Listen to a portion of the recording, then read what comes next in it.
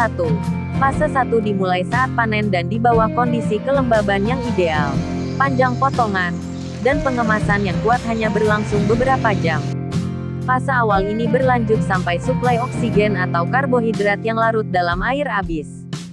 Fitur yang paling menonjol dari fase ini adalah peningkatan suhu tanaman yang baru difermentasi yang dihasilkan dari respirasi sel yang sedang berlangsung di mana karbon dioksida, air dan panas diproduksi.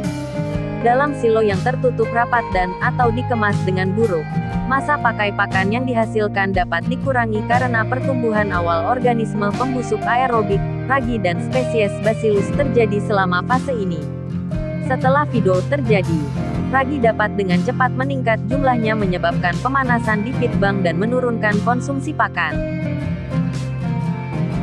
Fase 2. Fase 2 dimulai ketika pasokan oksigen yang terperangkap habis dan umumnya berlangsung tidak lebih dari 24 hingga 72 jam.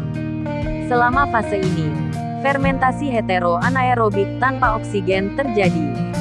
Bakteri utama selama fase ini adalah Enterobacteria.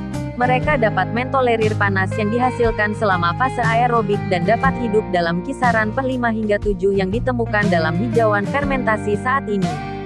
Fermentor hetero ini menghasilkan asam asetat dan asam laktat, tetapi cenderung tidak efisien dalam memproduksi asam-asam ini relatif terhadap nutrisi yang hilang dalam tanaman fermentasi.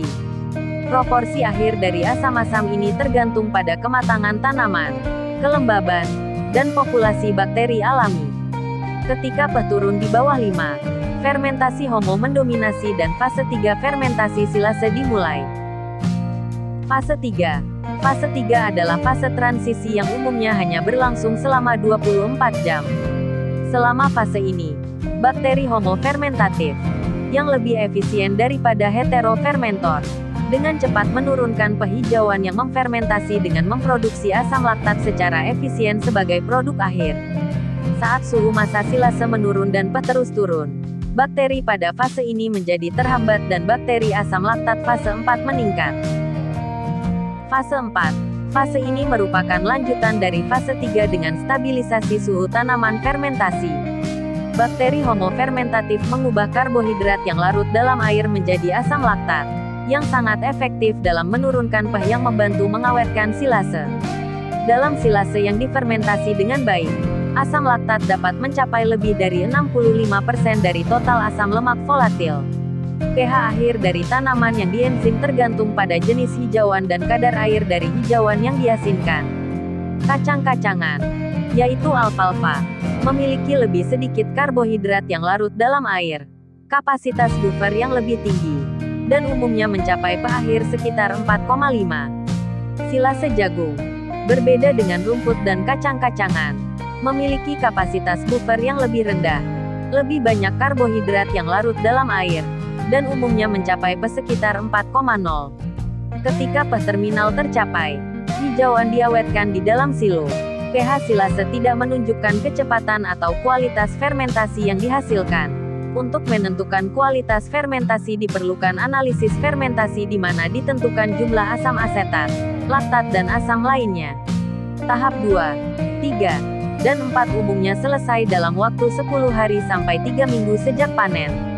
Oleh karena itu, rekomendasi umumnya adalah menunggu setidaknya 3 minggu sebelum memberi makan hijauan yang baru dipanen. Lamanya proses fermentasi ini akan bervariasi tergantung pada tanaman yang dipanen, berkaitan dengan kapasitas penyangga kelembaban, dan kematangan tanaman yang dienkripsi. Inokulan berkualitas tinggi yang diaplikasikan dengan benar dapat mengurangi waktu fermentasi yang dibutuhkan. Fase 5. Fase ini berlangsung melalui sisa penyimpanan di mana proses fermentasi stabil selama oksigen tidak menembus silase, yaitu melalui dinding silo dengan suhu akhir silase yang diawetkan dengan baik menjadi 75 hingga 85 derajat F. Namun, perubahan memang terjadi dalam kecernaan nutrisi yang ditemukan dalam hijauan tersebut.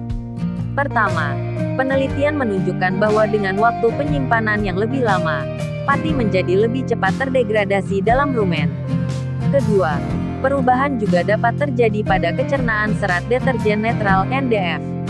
Beberapa penelitian menunjukkan peningkatan kecernaan NDF dengan waktu penyimpanan yang lebih lama, sedangkan penelitian lain menunjukkan tidak ada perubahan dengan penyimpanan.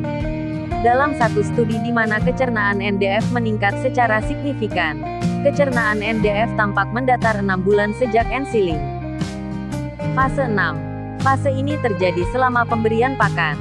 Sama pentingnya dan sering diabaikan sebagai bagian dari proses fermentasi, dan dapat mengakibatkan hilangnya bahan kering yang substansial karena oksigen dimasukkan kembali ke dalam tanaman yang difermentasi. Pengelolaan mukasilase dan tempat pakan yang tepat dapat meminimalkan kehilangan bahan kering dan mengoptimalkan konsumsi pakan oleh sapi perah.